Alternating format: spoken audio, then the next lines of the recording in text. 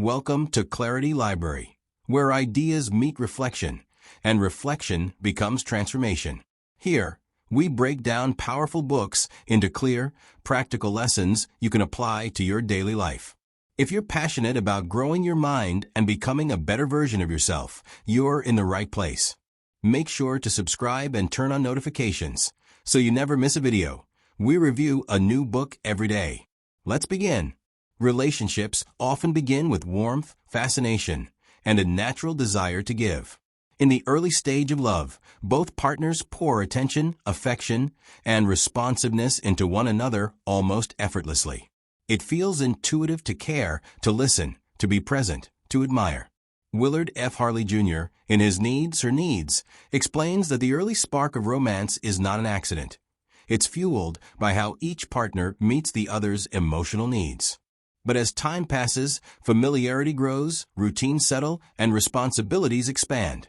Many couples begin to give less intentionally. What once was effortless affection slowly becomes assumed presence. And when emotional needs go unmet, love doesn't disappear instantly. It fades quietly, piece by piece. Harley's central message is that love is not maintained by feelings, but by habits. Love thrives where emotional needs are understood and met consistently. And this understanding becomes crucial because men and women, though both deeply human, often prioritize different emotional needs. This doesn't mean they cannot understand one another, only that they must learn each other, just as one learns a language. When you learn your partner's emotional language, love stops feeling like luck and starts feeling like a skill, something you build, strengthen, and sustain. Consider the beginning of many modern relationships today. Two people meet, talk endlessly, laugh easily, send long messages, give compliments without hesitation, and create time without negotiation. For many, the relationship didn't start with perfect compatibility, but with intentional investment. And that investment created emotional security. Yet time has a quiet way of making lovers forget that what built the relationship must be what maintains it. A couple that once talked every night now barely makes time to ask meaningful questions. A woman who once felt cherished begins to feel invisible. A man who once felt respected begins to feel criticized. And slowly, emotional distance becomes easier than emotional connection. Harley explains that the breakdown is not usually from one dramatic action, but from the absence of small but essential emotional nutrients. Love starves long before it collapses. And the starving begins when partners assume that what made their spouse feel loved once will somehow sustain itself forever. But love is not self-sustaining. Love needs attention. It needs effort. It needs awareness. And above all, it needs understanding. In the book, Harley identifies the most common emotional needs of men and women, not as stereotypes, but as patterns observed over decades of marriage counseling and research. Men often prioritize sexual fulfillment, admiration, recreational companionship, physical attractiveness, and domestic support. Women, in contrast, often prioritize affection, conversation, honesty and openness, financial support, and family commitment. While not every individual fits neatly into these categories, the patterns are strong enough to reveal something essential. Love fails when partners assume their own needs are the same as their spouses. This is where many relationships silently break. A man may believe that providing financially and solving problems is his love, yet his partner may be aching simply to feel emotionally seen and spoken to with warmth.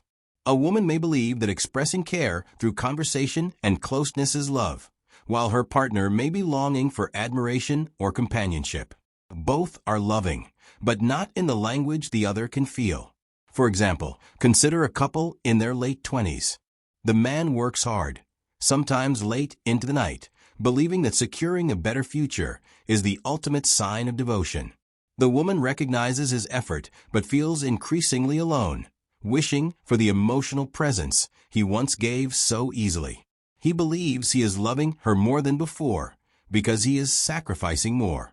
She believes he is loving her less because the emotional warmth is fading. Both are right in their own internal logic, but neither is feeling loved. This is how misunderstandings create emotional distance, even when devotion remains. Harley shows that love must be expressed in the currency the other heart recognizes. For the woman in this scenario, affection, small touches, warm words, thoughtful gestures, feeds her emotional security. So when affection fades, her love account begins to run dry. Meanwhile, for the man, admiration, words of respect, appreciation, and belief in his value, nourishes his emotional confidence. When admiration fades, he begins to feel inadequate, unseen, and unappreciated.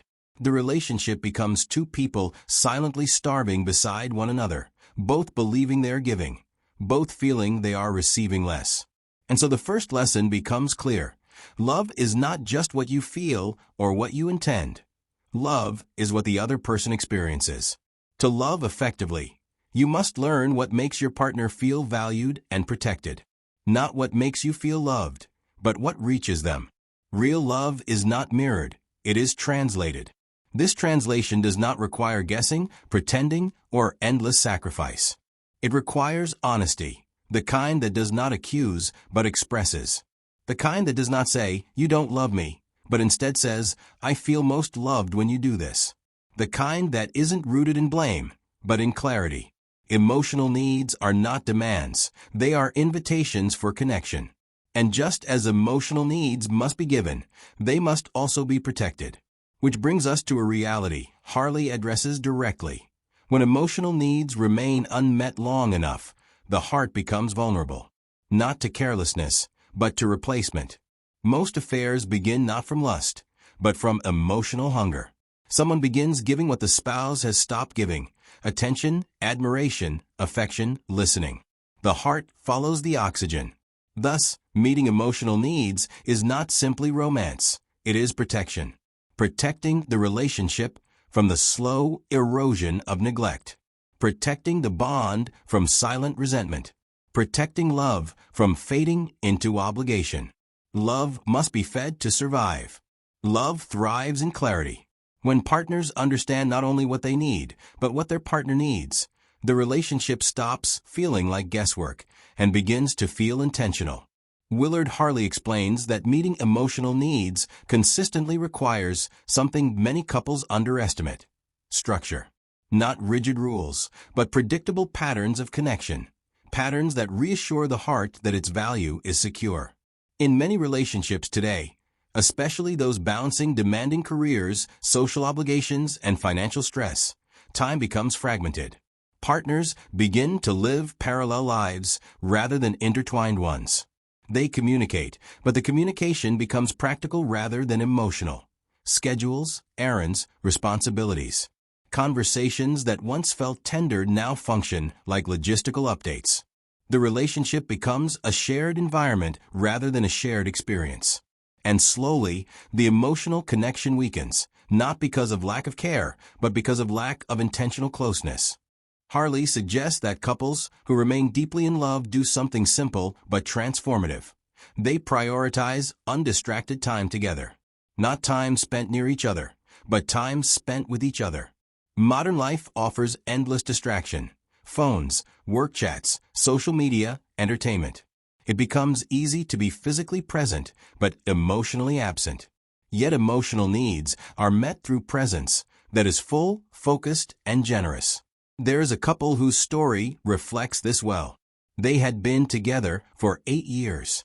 They lived together, shared finances, and had built a routine that looked stable from the outside. But they had stopped spending quality time together. He spent evenings browsing news and watching football.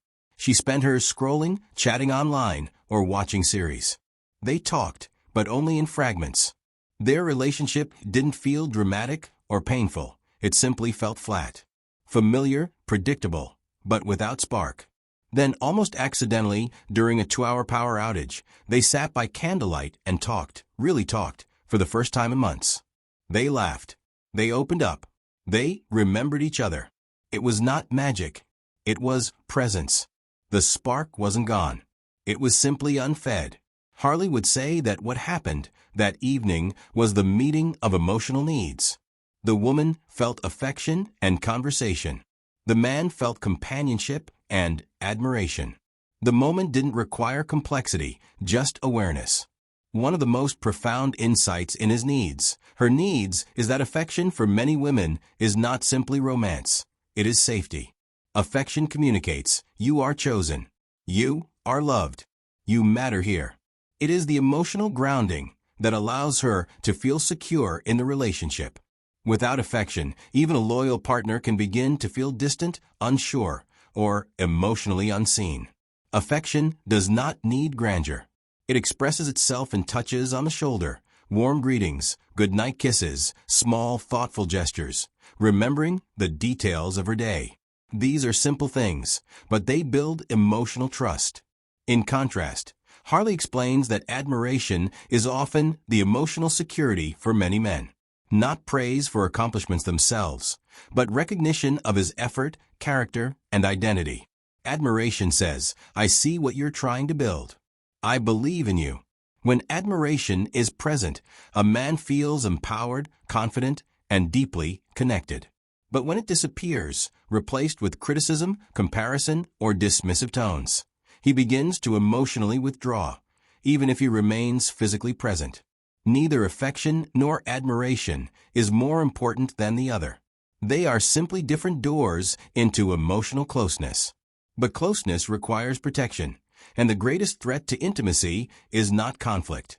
It is habitual negative interaction. Harley explains that while meeting emotional needs strengthens love, certain behaviors drain it rapidly. Disrespect, angry outbursts, dishonesty, coldness, neglect, sarcasm, silent treatment, and belittling. These actions may be brief, but they leave emotional bruises. Where emotional needs deposit love, hurtful interactions withdraw it. And the balance matters. Imagine love as an emotional bank account. Small deposits made daily, affection, admiration, conversation, touch, appreciation, create wealth over time. But criticism, dismissiveness, and emotional distance drain that account. Some couples are not broken. They are simply overdrawn. They argue, not because they lack love, but because they are running on relational debt. The relationship feels stressful because the emotional bank has nothing left to cushion conflict. So the next lesson becomes clear. Love must be maintained through consistent positive interactions, not grand gestures, but small daily choices. This is where Harley introduces one of his most practical principles, the concept of a love bank. Every interaction between partners is either a deposit or a withdrawal, and the accumulation of those interactions determines how emotionally safe and connected the relationship feels. Consider a couple navigating a common modern issue, phone distraction. The man comes home from work exhausted. Instead of greeting his wife warmly or asking about her day, he drops onto the couch and scrolls. To him, it is decompression. To her, it is emotional absence. His intent is rest. Her experience is dismissal. The exchange becomes withdrawal. But if he instead sits beside her, looks into her eyes, and says sincerely, "Tell me about your day," the moment becomes a deposit. The action is small. The effect is enormous. Love is built in seconds, or chipped away in seconds. Affection to her. Admiration to him. Time together. Emotional presence. These are not difficult acts. They simply require attention. And attention, Harley says, is the foundation of love. The tragedy in many failing relationships is not that partners do not love each other. It is that they stop showing it in the ways the other heart can feel. Love becomes assumed instead of expressed. Needs become silent instead of spoken. And so partners wait for the other to change first, not realizing that love revives when even one person begins to give intentionally again. This is the slow truth of love. It is built deliberately. It is lost gradually. It is restored patiently. As Harley continues, he addresses something many couples are hesitant to speak about directly: the quiet vulnerability that appears when emotional needs go unmet for too long. When partners feel unseen, unvalued, or disconnected, they don't always leave, but they begin to look outward for emotional fulfillment, often without realizing it at first. And this is where many emotional affairs begin, not with desire, but with relief. Harley writes that affairs rarely start with physical attraction. They start when someone outside the relationship begins to consistently meet an emotional need that the spouse has stopped meeting. A coworker who listens. A friend who offers admiration. Someone who seems to understand. The danger is subtle because it begins innocently. A conversation, a shared laugh, a moment of vulnerability. And the heart responds to the pleasure of feeling emotionally visible again. That pleasure can be intoxicating when it has been absent at home. But the lesson here is not about blame. It is about awareness. When a partner's emotional needs are intentionally and consistently met within the relationship, the heart is not vulnerable to outside attention. Love becomes protected. Couples do not stay loyal because they fear the consequences of betrayal. They stay loyal because they feel fulfilled and cherished exactly where they are. To protect love, Harley emphasizes the importance of honesty and openness. Not vague honesty, not selective truth, but transparency so complete that nothing is hidden. For many women, this openness is not just a preference, it is a primary emotional need. When a husband shares his thoughts, fears, frustrations, goals, and feelings, she feels connected. The relationship feels intimate. But when he closes emotionally, she can feel locked out of his inner world. She may begin to question her place, her value, or the stability of the relationship. At the same time, many men feel deeply connected through sexual fulfillment, not merely as a physical act, but as a form of emotional bonding. For many men, sexual intimacy expresses acceptance, closeness, and trust. When this area of the relationship becomes neglected, dismissed, or turned into a bargaining chip, it can create a sense of rejection that touches the core of his identity. Neither need is superficial. Both are deeply emotional. This is why Harley suggests that instead of treating emotional needs as expectations, partners should treat them as gifts offered continuously. Not out of obligation, but out of the recognition that meeting emotional needs is the architecture of love itself. One couple Harley worked with had been together for over 15 years. They had built careers, raised children, and created a stable home. Yet they felt like strangers living side by side. No conflict, no chaos, just distance. When they began marriage counseling, both admitted they didn't feel loved anymore, though neither had fallen out of love. The issue was not lack of care. It was emotional negligence. They functioned like partners in responsibility, not partners in affection. During counseling, they began practicing intentional connection. 20 minutes of conversation every evening, uninterrupted. No phones, no screens, no multitasking. Not deep therapy conversations, just presence. At first, the conversation felt awkward, even forced. They had forgotten how to talk about anything real. But slowly, stories began to unfold again. Humor returned. Curiosity returned. Admiration reappeared. After 3 months, they both described feeling like they were rediscovering one another, not as parents, not as co-workers, not as routine companions, but as lovers again. The lesson is simple but powerful. Emotional intimacy does not fade naturally.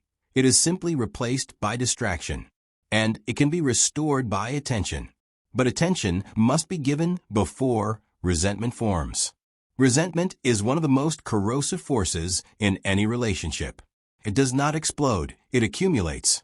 It begins as disappointment, then becomes irritation, then becomes emotional withdrawal, then silence, then the belief that the relationship is beyond repair. The tragedy is that resentment is often preventable if emotional needs are acknowledged early, spoken clearly, and addressed sincerely. This is why Harley emphasizes direct communication, not hints, not passive wishing, not waiting for your partner to just know. Many relationships suffer not from lack of love, but from unspoken expectations. The heart feels neglected, but the mouth remains quiet until frustration erupts. Harley teaches that expressing emotional needs is not complaining. It is caring. It is saying, I want to stay connected to you. I want our love to stay alive. Yet expressing needs requires vulnerability, and vulnerability requires safety. Emotional safety is created when partners respond with empathy rather than defensiveness. When a spouse says, "I feel alone," and the response is not, "I'm doing my best, what more do you want?" but instead, "Tell me more, I want to understand." Understanding does not require agreement. It requires presence. When a partner feels heard, the love bank fills. When they feel dismissed, it empties. The balance determines not only the health of the relationship, but the emotional atmosphere of the home. And so Harley's deeper message becomes clear. Love is maintained not by passion, but by emotional awareness. Not by intensity, but by consistency. Not by convenience, but by intention. When partners learn and meet one another's emotional needs consistently, love becomes stable, resilient, and deeply satisfying. The relationship stops feeling like work. It begins to feel like home. Healing emotional distance begins with something many overlook: the willingness to see your partner's pain without defending your own. When two people feel hurt, misunderstood, or emotionally neglected, they often start protecting themselves instead of each other. They build emotional armor. Harley explains that this armor is usually made of withdrawal, sarcasm, irritation, or numbness. But these are not signs of lost love. They are signs of unspoken longing. The heart closes only when it believes opening will not be safe. When partners have drifted apart, the first step is not to fix the relationship all at once. It is to reestablish emotional safety. Safety means your partner can speak without being dismissed. Safety means you can express vulnerability without being mocked. Safety means disagreements do not threaten the relationship.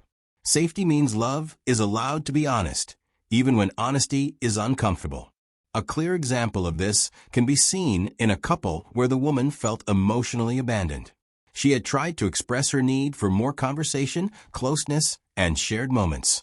But her husband, feeling overwhelmed and internally pressured by financial stress, interpreted her requests as criticism. He shut down.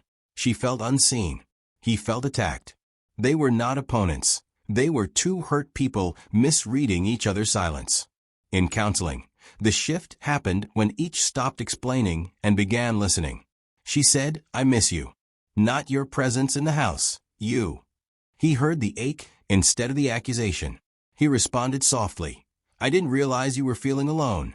I thought working harder was helping us." The room softened. No one won. No one lost. But closeness returned. This moment represents the heart of Harley's guidance. Love grows when partners express needs kindly and respond with empathy instead of defense. Rebuilding trust follows the same principle. Trust does not only break through betrayal, it also breaks through disappointment and emotional inconsistency. When promises are made and not kept, when affection is offered but later withdrawn, when presence is replaced with routine, trust slowly erodes. Not dramatic, but steady. Trust is rebuilt not through apologies alone, but through predictable follow-through. Reliability becomes romance. When words and actions align consistently, emotional security returns. Trust is not a single moment, it is a pattern. Harley notes that long-lasting love is less about grand gestures and more about daily predictability of care. When a partner knows that affection will continue, that admiration will be spoken, that conversation will be welcomed, that needs matter, love becomes safe again. And safe love is strong love. One of the deepest insights in the book is that marriage is less about changing your partner and more about learning how to love them well. People rarely change because they are pressured. They change because they are understood, valued, and emotionally nourished. When needs are met consistently, people naturally soften, communicate more openly, feel more patient, and become more generous in return. Consider a modern example. A husband who constantly feels criticized will not become more responsible. He will become defensive and withdrawn. A wife who constantly feels ignored will not become more affectionate. She will become distant and discouraged. But when the husband feels respected and admired, he becomes more attentive, proactive, and emotionally available. When the wife feels cherished and prioritized, she becomes more affectionate, warm, and receptive. Meeting emotional needs changes behavior effortlessly because it changes how the heart feels. This is why Harley emphasizes one principle repeatedly. Love is a daily practice. Affection must be shown daily. Admiration must be spoken daily. Meaningful conversation must be shared daily. Time together must be protected daily. Trust must be honored daily. Not because love is fragile, but because love is alive. And everything alive requires nurture. As this continues, the relationship begins to shift. Partners start seeing each other with soft eyes again. The home feels lighter. Arguments become less frequent, not because issues disappear, but because connection makes conflict easier to resolve. There is more patience, more warmth, more laughter, more gentleness. The relationship does not become perfect. It becomes responsive. And responsiveness is the true sign of love. When one partner reaches out, the other reaches back. When one expresses worry, the other provides reassurance. When one feels tired, the other offers support. This reciprocity is not forced. It is natural when emotional needs are being met. And this leads to one of the quietest, yet most transformative lessons Harley offers. Love is sustained through small acts of emotional generosity repeated over time. Not dramatic confessions, not intense passion, not promises of forever, but small, steady choices. Stopping to hug, listening when distracted, expressing appreciation without reason, choosing gentleness when frustrated, giving the benefit of the doubt. When these choices become the rhythm of the relationship, love becomes something deeper than romance. It becomes home. Passion in relationships does not fade because of time. It fades because of distance. Not physical distance, but emotional distance. When partners feel deeply connected, passion renews itself almost naturally. But when emotional needs are neglected, even the slightest touch can begin to feel foreign or unwanted. Harley explains that passion is not something couples lose. It is something they stop feeding. To sustain passion, love must feel safe, consistent, and alive. Safety allows vulnerability. Consistency builds trust. Aliveness comes from curiosity, admiration, and shared experiences.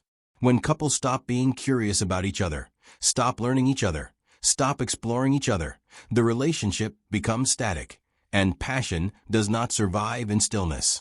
One of the strongest contributors to long-lasting attraction is shared identity, the sense that we are on the same team. Couples who continue to feel in love have a shared world, not merely shared responsibilities. They build rituals that belong only to them. Small, meaningful patterns, morning tea together, evening walks, weekly movie nights, even shared silence that feels companioned rather than empty. These moments form a private universe. And in that universe, connection does not have to be forced. It simply happens.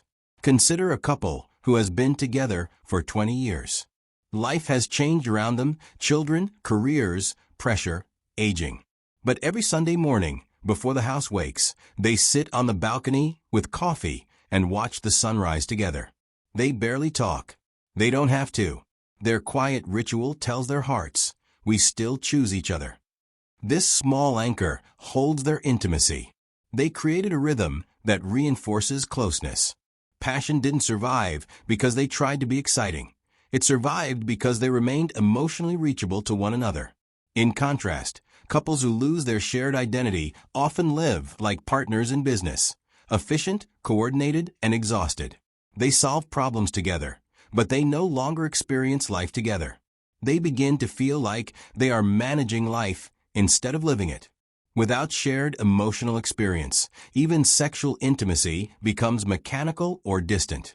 The body cannot desire where the heart feels unknown. This is why Harley insists that recreational companionship is one of the most overlooked emotional needs in a relationship. Enjoying activities together, not just talking, not just living under the same roof, but experiencing joy together, strengthens attraction. Joy is bonding. Laughter is intimacy. Shared pleasure reminds the heart that love is not only work, it is also warmth. A modern example helps illustrate this. A couple in their mid-30s began to feel like strangers. Not unhappy, just flat. Their conversations were about work, bills, children, repairs, schedules. They cared about each other, but nothing felt alive. In therapy, they were asked what they used to enjoy together before life became heavy. They remembered that they used to dance, casually, playfully, foolishly, in the living room on Friday nights. So they tried it again. The first night felt silly. The second felt nostalgic. The third felt intimate. And slowly, the emotional closeness they thought they had lost began returning, not through analysis, but through shared joy. Harley's message is clear. Love is rekindled not through dramatic change, but through remembered intimacy. The next layer is desire itself. Desire thrives on being seen, valued, and emotionally close. When a person feels admired, they feel desirable. When they feel affection, they feel safe opening physically. But when criticism fills the space where admiration once lived, or when affection becomes transactional, sexual connection weakens, not because desire died, but because emotional vulnerability was injured. This is why Harley emphasizes meeting emotional needs not occasionally, but daily. When affection, admiration, conversation, and companionship are consistent, sexual intimacy becomes a natural expression of connection, not an obligation or negotiation. Passion lives where the heart feels understood, and understanding grows when partners continue to learn each other, even decades later. The idea that someone completely knows their partner is one of the quiet killers of intimacy. People are not static. They grow, shift, heal, break, rebuild, evolve. A partner's emotional needs may soften, deepen, or take new shapes with time. The key is not to assume. The key is to keep asking and observing. There is a particular couple whose story reveals this beautifully. After 12 years of marriage, they had reached a calm but distant routine. They respected each other. They were not in conflict, but warmth had faded. They had assumed they already knew everything about each other. In therapy, the counselor asked them a simple question. When was the last time you asked each other something new? They laughed, realizing they had stopped being curious long ago. So they began again, asking questions the way they did when they first fell in love. Not practical questions, but personal ones. What scares you now? What excites you now? What dream have you quietly put away? They were startled by how much they didn't know. And in discovering each other again, attraction returned. Because intimacy is not built from history. It is built from presence. What Harley teaches, beneath all the language of emotional needs, is something tender and human. To love someone is to continue to discover them. To be loved is to be allowed to continue becoming yourself. This is why marriages anchored in emotional awareness do not simply survive. They deepen. Attraction evolves, intimacy matures, trust strengthens, affection grows warmer, admiration becomes quieter but more profound. Love becomes less about intensity and more about closeness, a kind of closeness that feels like rest, like understanding, like belonging. And in that belonging, passion does not fade. It becomes gentle, constant, and real. As couples learn to recognize and respond to each other's emotional needs, another layer of understanding becomes crucial: the importance of consistency. Love is not a one-time expression. It is a rhythm sustained through repeated, reliable actions. Meeting emotional needs cannot be done once and checked off. A person needs affection today just as much as they needed it yesterday. They need admiration this month just as much as last month. Emotional needs are ongoing, not occasional. Think of emotional needs like nourishment. If a person eats one satisfying meal, they do not expect to never feel hungry again. In relationships, affection, intimacy, support, respect, and care work the same way. They feed the emotional life of the marriage. If one partner starts to withdraw or becomes inconsistent, the other partner begins to emotionally starve, often silently at first. This is why many relationships begin beautifully and deteriorate slowly. In the early stages, intentional effort is high. People listen deeply, speak gently, dress well, show interest, handle disagreements with grace, and go out of their way to please the other. Over time, familiarity creates comfort, and comfort sometimes turns to complacency. The actions that once built love are no longer practiced, and the relationship begins to lose warmth, connection, passion, and safety. A modern example appears when one partner becomes deeply absorbed in career growth. In the first years of marriage, they balanced work and home carefully. They planned date nights, gave compliments, and paid attention. But as responsibilities increased, they assumed their partner already knew they were loved. So they stopped expressing love intentionally. Affection decreased. Conversations became task-focused. Quality time disappeared. The marriage did not fail suddenly. It slowly lost the nourishment that maintained emotional closeness.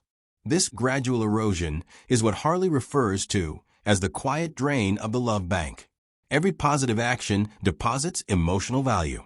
Every negative action withdraws. But the most dangerous withdrawals are not arguments. They are neglect and emotional absence.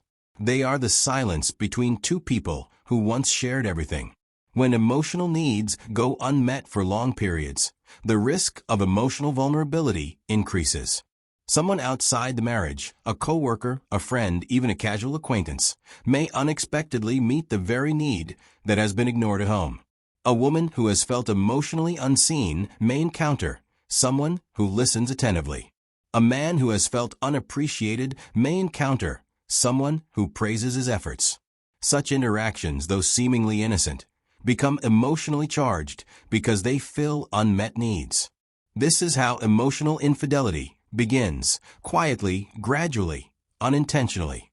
This is why Harley teaches that meeting each other's needs is a form of protection, not just affection.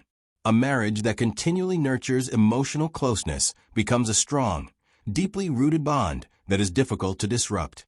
But a marriage that leaves emotional gaps creates openings for external attachment. This is not about blame. It is about recognizing the importance of daily emotional presence. To protect the emotional bond, couples benefit from building intentional habits, such as daily meaningful conversation, not just logistics, but feelings, goals, and thoughts, scheduled quality time, time together that is protected, just like work appointments or commitments, regular expressions of admiration and affection, spoken, written, and physical. These habits are not dramatic or extravagant. They are consistent, which is what makes love durable. The strongest relationships are not those with the highest intensity. They are those with the most stability. Just as emotional needs must be met consistently, trust must be preserved carefully. Harley explains that trust is not only about honesty, it is about reliability. A partner must feel that the other will protect their emotional well-being, not only in public moments, but in private thoughts and decisions as well. For example, if one partner knows that their spouse is easily hurt by harsh criticism, choosing gentleness during disagreement becomes an act of protection. If one partner knows that emotional availability matters deeply, putting the phone down when speaking becomes an act of care. These are small decisions, but together they create emotional security, the foundation of love. A relationship built on trust and emotional nourishment becomes a sanctuary. It becomes the one place where both partners can be fully themselves, vulnerable, imperfect, hopeful, evolving, without fear of rejection. When emotional safety is present, problem-solving becomes easier, conflict becomes less destructive, and partnership becomes more natural. However, when emotional safety is weakened, even small disagreements can feel threatening. Couples begin to defend themselves instead of understanding each other. Words become weapons instead of bridges. This shift does not happen because the couple is incompatible, but because emotional needs have been left unmet and unspoken. Harley's message is not that couples must become perfect, but that they must become aware. Awareness is the turning point. When partners understand what they need, what their spouse needs, and how their actions affect the emotional connection, they can rebuild nearly any relationship, even one that has experienced deep disconnection or hurt. The rebuilding begins not with grand promises, but with small, consistent practices. Listening when it would be easier to withdraw. Offering affection when it would be easier to remain distant. Speaking admiration when it would be easier to stay silent. Love is not sustained by emotion alone. Love is sustained by the daily fulfillment of each other's deepest relational needs. When couples begin restoring emotional connection, they often discover that love grows fastest through thoughtful attention to the other person's experience. Instead of reacting from habit, they start paying attention to the emotional impact of their words and actions. This is where empathy becomes central, not the surface-level empathy of "I understand," but the deeper empathy of "I see how this affects you, and your feelings matter to me." Empathy reshapes interaction. It slows tone, softens language, and turns disagreement into cooperation. When one partner speaks, the other listens not to defend or reply, but to understand. This shift alone can transform communication. For example, consider a conversation where a wife expresses frustration that her husband is constantly on his phone in the evenings. Without empathy, the husband might respond defensively. "I'm not doing anything wrong. I'm tired. This is how I relax." Even if his words are factual, they invalidate her emotional experience. She doesn't feel heard. She feels dismissed. Over time, such moments accumulate and form emotional distance. With empathy, his response would sound very different. This openness, however, requires trust, and trust is not built through promises, explanations, or declarations. Trust is built through consistent behavior over time, behavior that communicates reliability and care. When a husband keeps his word, when a wife follows through on what she says, when both return again and again to prioritizing the relationship, trust grows as naturally as breathing. Trust also deepens through vulnerability, the willingness to share weaknesses, insecurities, and fears. When one partner reveals something tender and the other responds with understanding rather than judgment, emotional closeness expands. It becomes possible to be fully known and still loved, a profound experience that strengthens the bond between partners. At this stage, many couples begin to shift from reactive love, love that responds to good or bad behavior, to active love, love that creates the relationship environment it wants to exist in.